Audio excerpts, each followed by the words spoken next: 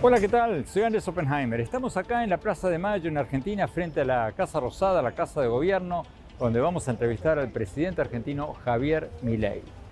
Le vamos a preguntar, vamos a ver si nos contesta, un poco de todo. Vamos a preguntarle, ahora que cumplió más de 100 días en el gobierno, cuáles son sus mayores logros y sus mayores equivocaciones desde que asumió el poder. ¿Qué piensa de Venezuela, de Colombia, de sus presidentes, del presidente de México, del Papa y otras cosas? Como si es cierto que duerme 3 horas por noche. Vamos a la entrevista. Presidente Javier Milei, muchísimas gracias por darnos esta entrevista. ¿Qué tal, Andrés? Un gusto enorme. Presidente, ya han pasado más de 100 días desde que asumió el mando. ¿Cuál diría usted que fue su mayor logro en estos más de 100 días y su mayor equivocación? Bueno, el mayor logro es haber evitado la hiperinflación. Cuando nosotros estábamos llegando al gobierno, la inflación en la primera semana de diciembre venía viajando a un ritmo del 3.700 anual. En los primeros 15 días aceleró a 7.500% anual. Para aquellos que dicen que esto es una elucubración teórica, la inflación mayorista del mes de diciembre fue del 54% mensual, que anualizado da 17.000 anual. Y ese era el contexto donde nosotros llegamos. Básicamente enfrentábamos déficits gemelos por 17 puntos del PBI. De esos 17 puntos, 15 eran explicados por el déficit fiscal, donde 5 correspondían al Tesoro y 10 al Banco Central. Además, el gobierno anterior había financiado con emisión monetaria de manera directa o indirecta por 13 puntos del PBI cuando la base monetaria de Argentina es de 2,6, o sea, había plantado una multiplicación de la cantidad de dinero de 5 veces. No solo eso, sino que el balance del Banco Central, que estaba quebrado y que básicamente tenía una relación de 3-1 de pasivos monetarios remunerados respecto a la base, los habían pasado todos a un día, con lo cual podíamos haber cuadruplicado la cantidad de dinero en un día. Y en ese contexto nosotros encaramos un ajuste fiscal muy fuerte. Nosotros pensábamos alcanzar el déficit cero para el año completo, 2024, y lo hicimos con tanta fuerza que lo alcanzamos en el primer mes del año. Eso implicó cortar con la emisión monetaria. Al cortar con la emisión monetaria... O sea, no emiten dinero. No emitimos dinero. Es más, de hecho, si usted toma hoy la base monetaria, es prácticamente la misma que tuvimos al inicio de la gestión, y eso que compramos dólares por el equivalente de 11.000 millones de dólares, tuvimos que pagar los puts que dejó el gobierno anterior, hubo que pagar los pasivos remunerados, y a pesar de eso, la contracción que hicimos con el BOPREAL y la comprensión que hicimos con el resultado fiscal hizo que la cantidad de dinero quede constante. O sea, esto es verdaderamente muy fuerte. Y la inflación del mes de diciembre, ya en la tercera semana, acumulaba en esas 3 semanas un 30% de suba. Por eso yo recuerdo que me habían hecho una nota y dije, si queda en 30 es un golazo, porque significa que en la cuarta semana ya habían dejado de crecer los precios. Terminó dando 25, en enero dio 20, en febrero dio 13, pero cuando usted limpia los efectos del arrastre estadístico y cuando limpia los aumentos de una vez para siempre, de tarifas y, por ejemplo, prepagas que estaban atrasadas, eso hace que la inflación esté en el orden del 7%. O sea, bajó del 30 al 7. Sí, pero veníamos viajando a velocidades de arriba del 50% mensual y lo llevamos a ese número. Por lo tanto, nosotros en esto seguimos trabajando muy fuertemente. Nosotros estimamos que marzo es un mes difícil, muy difícil por la cuestión de la estacionalidad, pero que en algún momento la tasa de inflación se va a derrumbar del mismo modo que se derrumbó el dólar. En un momento el dólar alcanzó los 1.300 pesos y hoy está en 1.000. De hecho, en el medio hemos bajado la tasa de interés en varias oportunidades y aún así el Banco Central no para de comprar dólares y el dólar sigue sin moverse. Es más, si usted toma el tipo de cambio oficial con el impuesto país, no hay brecha. ¿A cuánto calcula usted que va a bajar la inflación en mayo, digamos? Nosotros no lo sabemos eso, porque no hay forma seria de determinar ese número. Lo que nosotros sí tenemos claro es que nosotros vamos a seguir manteniendo esta tremenda fuerza en la política fiscal. Digamos, para nosotros el déficit cero es como el palo mayor para Ulises. Y además, digamos, la gente que trabaja conmigo está encargada de pegarle unos cuantos tiros a las sirenas que aparezcan, por decirlo de alguna manera. Por lo tanto, nosotros lo que hemos hecho es un mecanismo por el cual la emisión es cero y el ancla nominal de la economía justamente es la cantidad nominal de dinero, la cual no se mueve. Y eso va a hacer que tarde o temprano la tasa de inflación colapse. Presidente, la segunda parte de la pregunta. Mirando para atrás, ¿qué cosa hubiera hecho diferente sabiendo lo que usted sabe hoy? A ver, yo tengo, si yo tuviera que ver algún error, fue en haber ido a hablar con los gobernadores de una manera tan transparente y tan honesta.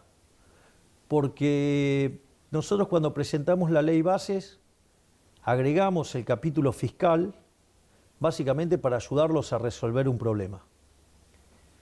Y los gobernadores, en lugar de tomarlo como un gesto de buena voluntad, que es lo que era, lo tomaron como un signo de debilidad y se pusieron a trabajar sobre el capítulo 4 para destrozar las finanzas públicas y la verdad, digamos, romper el resultado fiscal y mandarnos a una hiper.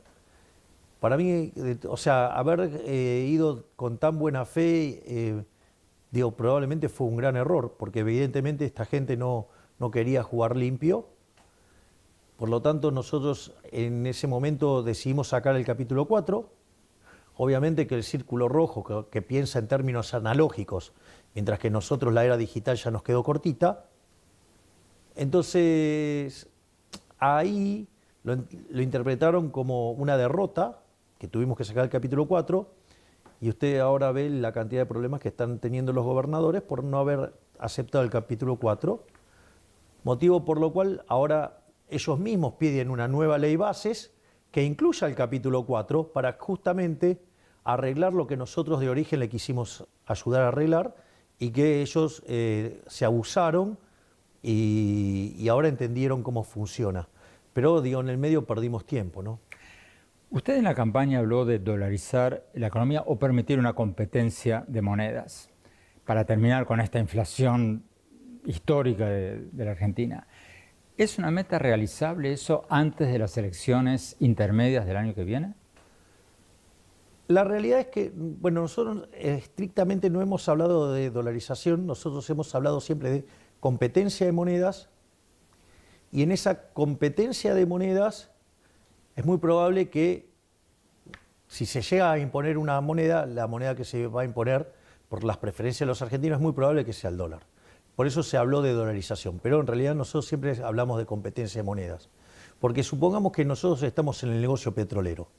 ¿Por qué vamos a usar dólares? Trabajemos con el WTI. O está usted en el negocio del gas, trabaja con el BTU. O usted tiene campos y hace soja, trabajamos con el precio de la soja en Chicago. ¿No? Digo, ¿para qué estar teniendo problemas con los precios si nos podemos cubrir de manera pura y directa con eso? Entonces, lo que nosotros sí tenemos en mente es terminar con el Banco Central, que es un mecanismo de estafa. Es probablemente uno de los mecanismos por los cuales los políticos estafan a los ciudadanos de la manera más grosera y violenta. Y eso es un objetivo. Lo que sucede es que para llegar a eso, primero hay que hacer varias reformas, entre ellas la reforma del sistema financiero, la cual, digamos, estamos trabajando en armar esa reforma del sistema financiero. ¿Pero es una meta realizable antes de las elecciones del año que viene? No creo que lleguemos para las elecciones del año que viene, pero la meta como tal existe, porque una de las cosas que sucede es que nosotros podemos hacer todas las reformas que sean, pero si usted deja vivo el Banco Central, los delincuentes de la política tarde o temprano van a querer usarlo para estafar a la población. Entonces, me parece que la única forma de evitar que el Banco Central estafe a los ciudadanos honestos es directamente eliminando el Banco Central. De hecho, el Banco Central como institución es una institución bastante nueva. Le cuento algo, Argentina tiene Banco Central desde 1935 y no tenía Banco Central y había llegado a ser una potencia mundial, ¿no? O sea, por lo tanto, no es una cuestión de que usted para desarrollarse necesita el Banco Central. En realidad, la moneda es un invento del sector privado para resolver el problema de la doble coincidencia y el problema de la indivisibilidad. Pero el mundo encontró otras formas de usar monedas distintas. Por lo tanto, digamos, ¿quién soy yo para imponerle a la gente qué moneda usar? Presidente, usted tiene una gran oposición de lo que usted llama la casta, los kirchneristas y muchos otros en el Congreso que le han parado muchas de sus propuestas de reformas económicas, a pesar de que ganó las elecciones con cuánto, 11, 12% de 56% de los votos, sí. 12% de diferencia. Sí, sí. Pero le están parando sus propuestas en el Congreso. ¿Qué le dice usted a quienes dicen que usted es demasiado confrontacional, que se pelea con todos, que se pelea hasta con algunos que podrían apoyarlo y que eso le está restando algunos votos? No, eso es falso. Eso es falso. El problema es que la casta no quiere ceder privilegios. Nosotros, en los primeros 30 días de gobierno, enviamos 1000 reformas estructurales. 1/3 vía el DNU y 2/3 vía la ley de bases. El DNU todavía sigue vigente. Es decir, hay algunas partes que están obstruidas por la justicia, pero el DNU sigue vigente a pesar del rechazo en la Cámara de Senadores, lo cual era esperable. Nosotros tenemos 7 senadores y aún así conseguimos 25 votos, con lo cual no nos fue tan mal como algunos quieren vender, pero era un resultado esperable. Y en la Cámara de Diputados no está claro que el DNU no pueda resistir. O sea, nosotros creemos que hay más chances de que resista que no resista. Pero al margen de eso, la ley bases fue aprobada con 144 votos en la Cámara de Diputados. O sea, se ganó la elección, digamos, por paliza, le diría casi. Ahora, el punto es que el problema fue la discusión en particular. Que ahí, digamos, empezaron a degradar lo que era la ley, empezaron a tener empezaron a defender los privilegios de las castas. La gente que en los últimos 20 años jamás se enteró que eran un fideicomiso, o en los últimos 30 años jamás se enteró que era un fideicomiso, ahora entendió que era un mecanismo por lo cual la política financiaba su gato sucio. Entonces ahí empezaron a quedar en evidencia los delincuentes de la política. Pero esto es muy importante, porque por eso nosotros, al ver cómo estaban desguazando la ley, quitamos la ley del Congreso. De hecho, fue una decisión mía. Pero ¿qué es lo interesante de esto? Porque alguien podría decir, uy, qué fracaso, de vuelta, no pudo pasar la ley. Yo diría todo lo contrario, porque una de las cosas más maravillosas que ha estado pasando en este tiempo es algo que tiene que ver con el ordenamiento político de Argentina. Si yo a usted le hubiera dicho, vamos en menos de 3 meses ordenar el espectro ideológico de la Argentina, usted me hubiera dicho, no, eso es imposible. Es imposible, estando el peronismo en el medio, eso es imposible. Y sin embargo, lo más interesante de lo que ha pasado con el DNU y lo que ha pasado con la ley bases es que permitió ordenar el espectro ideológico, permitió ver con claridad quiénes son los orcos, quiénes son los que están verdaderamente a favor del cambio y quiénes son los delincuentes que se disfrazan de agentes del cambio, pero siguen siendo la misma política sucia y roñosa de siempre, pero con buenos modales y lindas formas. ¿Quiénes son estos últimos? Bueno, los que entraron con los votos del cambio, pero sin embargo votaron con los orcos. ¿Por ejemplo? Y en el Senado tiene el emblema de esto, es el señor Lustó, por ejemplo. Tenemos que ir a un corte. Cuando volvamos, seguimos con el presidente Javier Milei. Gracias por seguir con nosotros. Seguimos en la Casa Rosada de Argentina con el presidente Javier Milei. Presidente, hablando de las fuerzas de seguridad y del ejército, un rumor recorriendo el internet es que usted estaría planeando un indulto para militares. Falso. Falso. Ok. Próxima. No, digamos, nosotros estamos acostumbrados a que hagan correr mentiras sobre nosotros. Bueno, de hecho lo padecimos. Usted está hablando del indulto, ¿verdad? Exacto. Estamos hablando de lo mismo. Okay. Sí, pero nosotros estamos acostumbrados a que se generan muchas noticias falsas. De hecho, el kirchnerismo tiene canales que se dedican a construir mentiras sobre nuestras cosas, pagan actores para que declaren peste sobre nosotros, pero bueno, lo bueno de la tecnología y el avance es que casi se puede tener archivo instantáneo, entonces usted automáticamente identifica a los actores. Entonces, pero es una pelea ardua. Digamos, los kirchneristas juegan muy sucios. La canciller Mondino dijo hace pocas semanas de que podría haber activistas venezolanos, cubanos, de otros países en las protestas antigubernamentales en Argentina. Y de hecho es así. ¿De dónde? Venezolanos, cubanos y chilenos, disfrazados de fotógrafos. Había una cosa que era bastante interesante, había una explosión fenomenal de cantidad de fotógrafos. Y sucede que esos fotógrafos eran los mismos fotógrafos que eran activistas de las actividades que hicieron en Chile. Es decir, esto, digamos, por eso la izquierda es mucho más peligroso de lo que la gente... Pero ¿cómo saben que esos fotógrafos no eran fotógrafos? Porque eran activistas que estuvieron involucrados en los casos de Chile. Entonces se escudan bajo las protecciones que tienen los periodistas para, o sea, se disfrazan de periodistas para hacer actos criminales. Presidente, hablemos un poco de política internacional. Usted ya, aunque lleva apenas 3 meses en el gobierno, ha hecho varios viajes internacionales, se ha encontrado codeado con muchos presidentes del mundo.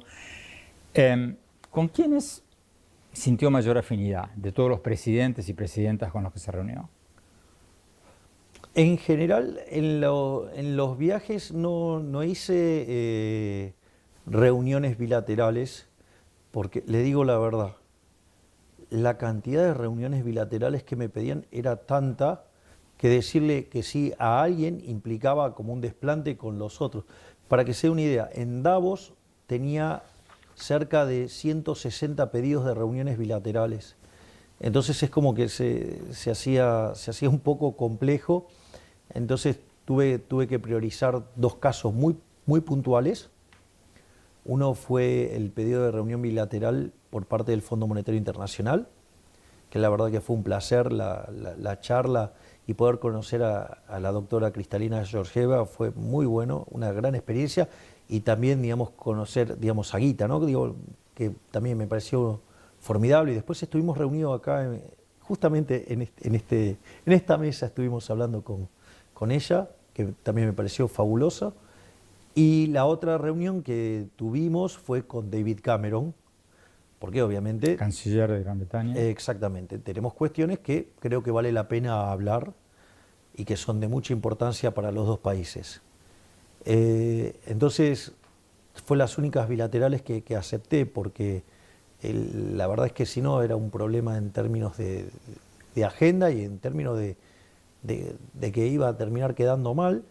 Con quien sí tuve reuniones bilaterales así más estrechas, más cercanas, y que obviamente las disfruté enormemente, fue las reuniones con el presidente Israel Herzog y con el primer ministro Netanyahu, que de hecho, por ejemplo, con Netanyahu estuvimos hablando de Mises, de Hayek, de Rothbard, así que fue, digamos, o sea, fue una reunión verdaderamente hermosa. La reunión con Bibi fue genial, fue una reunión que la disfruté, pero muchísimo. O sea, no me imaginaba que iba a estar hablando con... Ahora le quiero preguntar después sobre Israel. Pero antes, la misma pregunta al revés. ¿Quiénes son los peores presidentes de América Latina? Bueno, sin dudas, los peores presidentes de América Latina, por escándalo, digamos, es digamos, lo que tiene que ver con la dictadura de Venezuela, con el comunismo que quiere impulsar en Colombia Petro, o sea, con lo cual ahí tiene, o lo que tiene en Nicaragua, o lo que tiene en Cuba, eso es lo peor de todo, o sea, son verdaderamente, digamos, verdaderamente despreciables. Hace muy poco horas, Argentina, junto con Perú, Uruguay, Costa Rica y 3 o 4 países más, sacaron un comunicado expresando su grave preocupación, creo que es la palabra, por estas elecciones o pseudoelecciones, las llamo yo, en Venezuela. ¿Qué más pueden hacer los países de América Latina para tratar de eh, impulsar la democracia en Venezuela. ¿Están contemplando algún tipo de sanciones diplomáticas o algo así? Por el momento, o sea, tenemos un avance en que están siendo condenados, ¿no? O sea, por ejemplo, acá en el gobierno anterior no hubieran condenado a ninguna de esas dictaduras. Entonces, en principio, nosotros hacemos una condena enfática, nosotros levantamos esas banderas en todos los lugares y obviamente que si habría que avanzar en sanciones, yo no tendría ningún tipo de problema. ¿Trataría de convencer a otros países de que adopten sanciones diplomáticas contra Venezuela, por Sí, ejemplo? yo estaría dispuesto a hacerlo porque la carnicería que es Venezuela es verdaderamente inaudito, lo mismo que la isla cárcel de Cuba, o sea, entonces, después hay otros casos que van camino a, ¿no? Digamos, como el caso de Colombia con el señor Petro, que, digamos, bueno, mucho no se puede esperar de alguien que era un asesino terrorista, ¿no? Comunista. Tenemos que ir a un corte. Cuando volvamos, seguimos con el presidente de Argentina, Javier Milei. Seguimos desde la Casa Rosada en Argentina con el presidente Javier Milei. Presidente, México va a tener elecciones el 2 de junio. Tanto el presidente López Obrador como su candidata Claudia Sheinbaum han tenido palabras muy duras con usted. Es un halago. Es un halago. Digo, que un ignorante como López Obrador hable mal de mí, me enaltece. Y que la candidata oficial respaldada por el presidente López Obrador diga que usted representa un retroceso en Argentina. ¿Qué reacción le...? Bueno, digamos, hay que ver, porque si lo bueno era el kirchnerismo, yo le cuento que en la década del 90 Argentina tenía un salario promedio de $1.800, que puesto en moneda de hoy serían $3.000, y hoy el salario promedio en Argentina es de $600, estoy exagerando, es menos todavía. Quiere decir que el populismo que ellos tanto ponderan, el socialismo del siglo XXI, a los argentinos les costó 80% de sus ingresos y ha llevado la cantidad de pobres a más del 50%. Argentina tiene más de 10% de indigentes, es decir, el país que produce alimentos para 400 millones de seres humanos, con una presión fiscal en el campo del 70%, con lo cual el Estado se lleva el alimento de 280 millones de seres humanos. Hay 5 millones de argentinos que no le alcanza para comer. O sea, entonces, si, digamos, lo bueno es ir a ese modelo y el retroceso es ir al país, digamos, que pensaba Alberdi y que con la Constitución del 53 y modificada en el 60 cuando se incorpora a Buenos Aires, que hizo que en 35 años nos convirtiéramos en la primer potencia mundial, bueno, tiene un problema, digamos, con los números. Es decir, yo no sé si los socialistas odian más la evidencia empírica o el agua. ¿Usted tiene alguna referencia de Claudia Sheinbaum, alguna esperanza de que sea distinta, que se distancie de López Obrador o no? Yo no tengo que tener ninguna esperanza de nada. Es un problema de los mexicanos si eligen a los socialistas. Es decir, me compadezco de aquel que tenga que padecer un régimen socialista.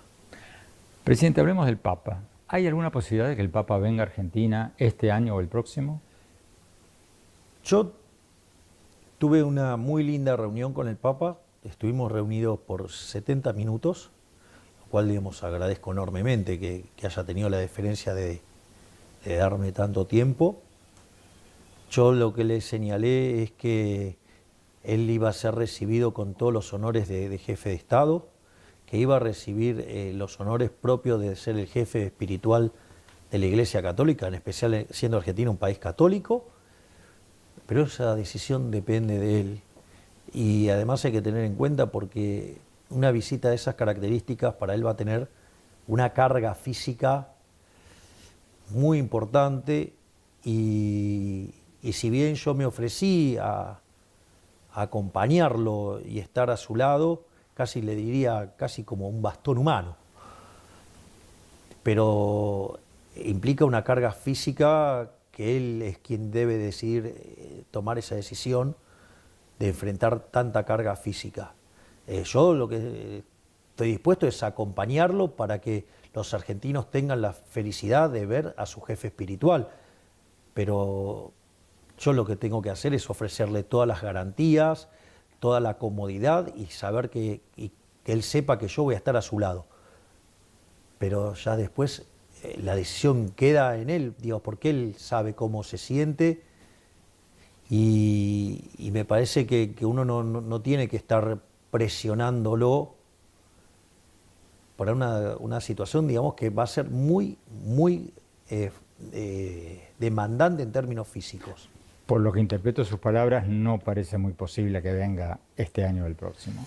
Yo no digo que no sea posible, Andrés. Lo que digo es, hay que entender el tiempo, el lugar, hay que entender varias cosas y cómo él se sienta. Esto es fundamental. Entonces, la verdad, estaría buenísimo que se sienta bien y venga. Yo lo que tengo que hacer es darle todas las posibilidades para que él se sienta de manera maravillosa. De vuelta, hasta estoy dispuesto a ser su bastón humano, por decirlo de alguna manera, para que tenga idea de cómo estoy dispuesto a acompañarlo. Pero no hay que presionarlo ni empujarlo. Hay que permitir que él haga la evaluación de costos-beneficios, de tomar una decisión de hacer un viaje tan largo y tan demandante, porque usted ¿cómo cree que va a hacer que venga acá? Pobre hombre, lo van a saturar de todo, pobre hombre. Entonces hay que ser muy respetuoso de la decisión que él tome.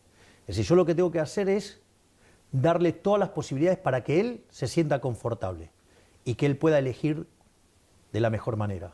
Tenemos que ir a un corte. Cuando volvamos, seguimos con el presidente de Argentina, Javier Milei. Seguimos desde la Casa Rosada, la casa presidencial en Argentina, con el presidente Javier Milei.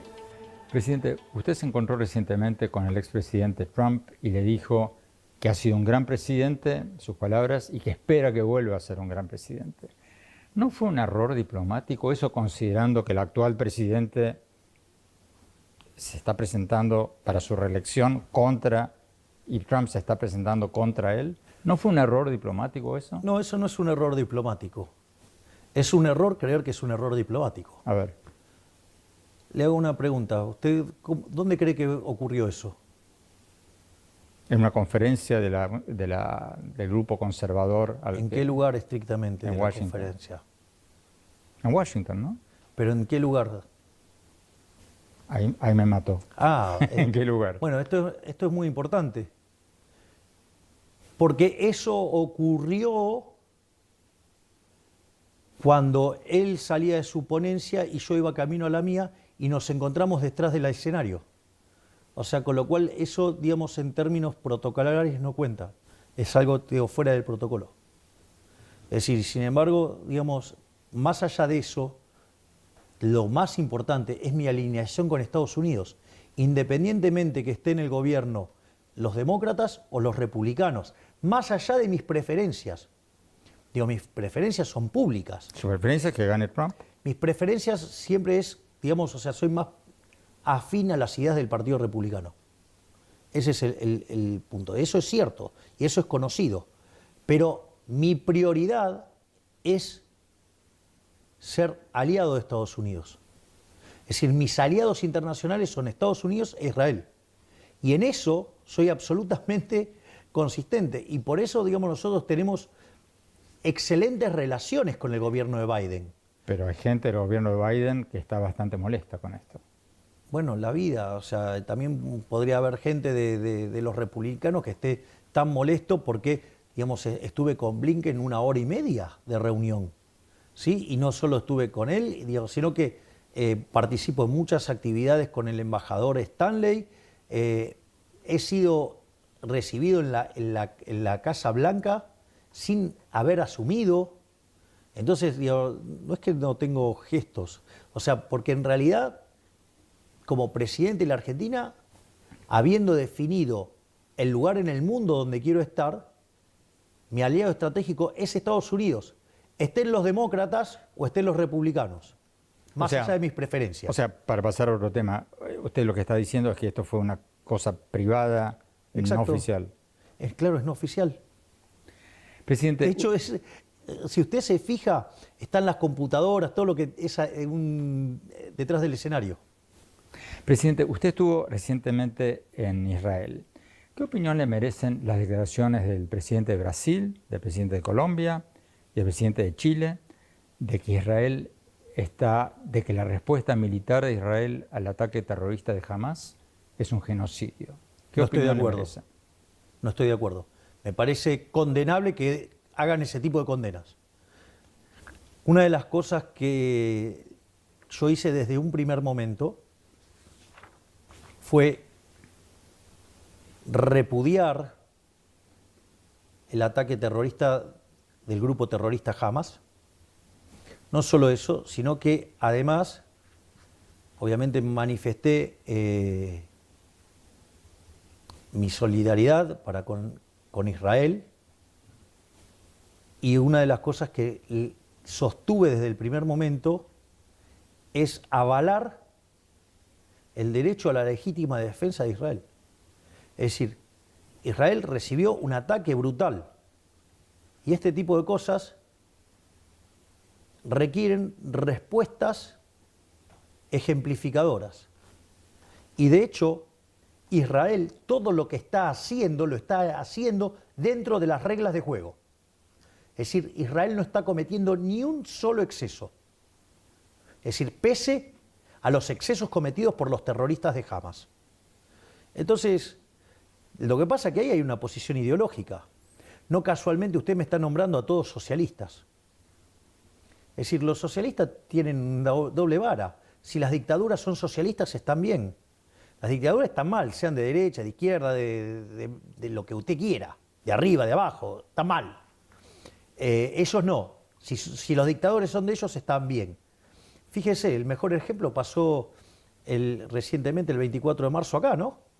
Digo, la señora Estela Carlotto fue en el acto donde se repudia el golpe de Estado del 76, pero al mismo tiempo pidió que se me voltee con un golpe de Estado a mí. Es decir, en realidad, digamos, para ellos, o sea, son muy democráticos cuando ellos están en el poder, cuando ellos están y cometen excesos no se condenan, es decir, y cuando usted dice algo que no es lo que ellos piensan, lo tratan de violento. Son verdaderamente dictadores, son totalitarios. Es decir, entonces,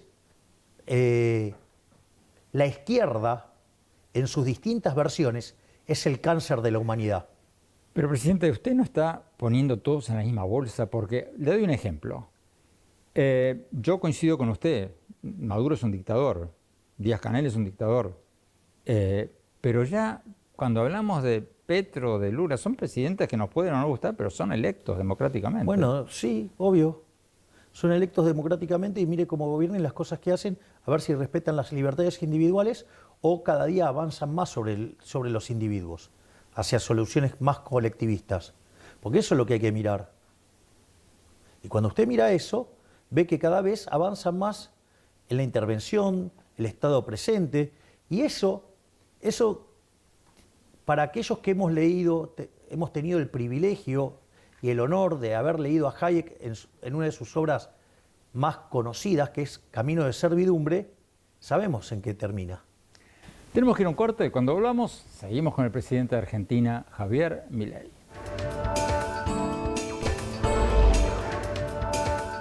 Seguimos desde la Casa Rosada de Argentina, la Casa Presidencial, con el presidente Javier Milei. Usted debe tener el trabajo más estresante de la Argentina. ¿Qué hace para relajarse? O sea, ¿hace yoga, hace algo? No, trabajo. No, pero no hace algo, ejercicio, yoga. No, soy adicto al trabajo. O sea, digo, para un adicto al trabajo esto está buenísimo.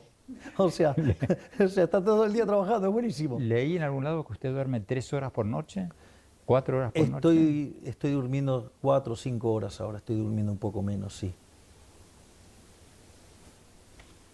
¿Y cómo funciona? Yo si duermo 4 o 5 horas estoy hecho un zombie al día siguiente. Sí, pero es que esto es adrenalina pura.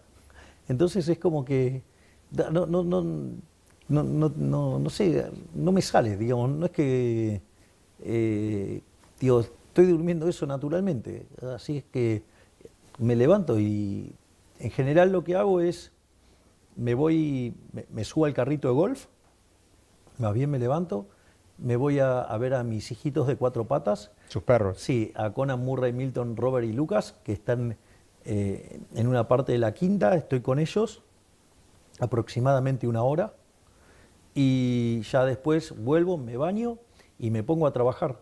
Entonces, esa es su forma de relajarse. Bueno, entonces esa es mi forma de relajarme. Leí en algún lado que tiene que estar con uno por vez porque si está con los 4 se pelean o algo Con así. 5. 5. Son 5. Conan, Murray, Milton, Robert y Lucas. Y no pueden estar juntos porque con la pandemia perdieron el hábito de manada. Entonces no pueden estar juntos. Entonces usted lo que va a ver es que hay 5 caniles y 5 recreos. Y ellos deciden de qué lado, digamos... ¿Y sí. tienen personalidades diferentes? Son... Sí, sí, tienen personalidades muy distintas, sí. ¿Cómo son? A ver, por ejemplo, Murray es muy cariñoso, pero es muy territorial. Muy territorial. Conan luce muy tranquilo, pero no lo provoque. Después, por ejemplo, Milton, que además es el más grandote físicamente, en 2 patas mide 2 metros. A él le gusta solo estar con mujeres. O sea, no es ningún tonto. Después, Robert es muy revoltoso, digamos, o sea, está todo el tiempo haciendo lío. Es decir, quizás es el que más se parece a mí en la personalidad, y Conan. Y después, Lucas es un cabrón. Lucas es muy cabrón. O sea, es como que enseguida se fastidia y nada, y se satura rápido. Presidente Milei, muchísimas gracias por esta entrevista. No, por favor, gracias a usted, Andrés.